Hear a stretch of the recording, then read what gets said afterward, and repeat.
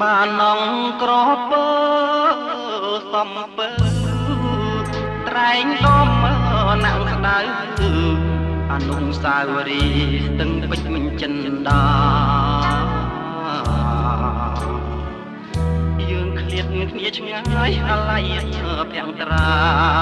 ស្ដាយសួនកុមារខ្ញុំមកថ្ងៃណា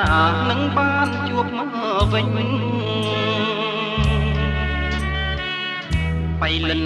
អូតងតាមដងព្រៃធំហាបាតចិនយំនៅតាមដងភ្នំជំរំសោភា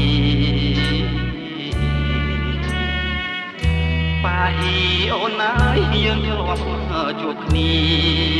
ក្រោមដួងចន្ទ្រាតាំងថ្នមពុំងាអោបត្រកងបីស្ពានយល់បាកាត់រាប់នាំស្រីទៅនំយ៉ាតចាំនៅពៀងពេជ្រមេត្រីពៀងដែលកូនស្បត់ថាស្មាំងទាំងក្តីលើវៃវៃ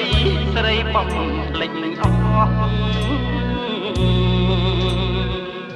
ស្មាក់បងបដិញកើតរូបគេឆាត់ឆាយគេមានប្រាក់ចាយតែអ្វីរូបបងក្រគ្មានអ្វីសោះក្របនក្រតាក់ក្រប្រាក់គ្មានឈ្មោះមិននឹកស្មានសោះ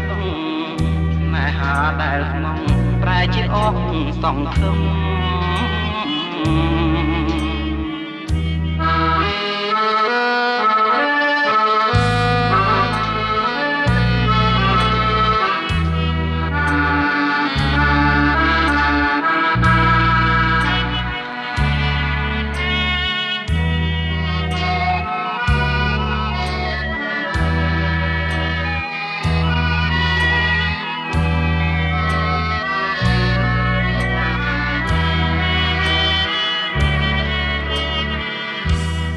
ពៀន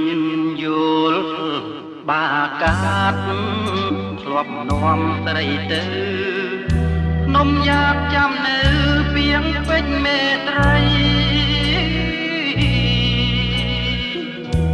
ពៀង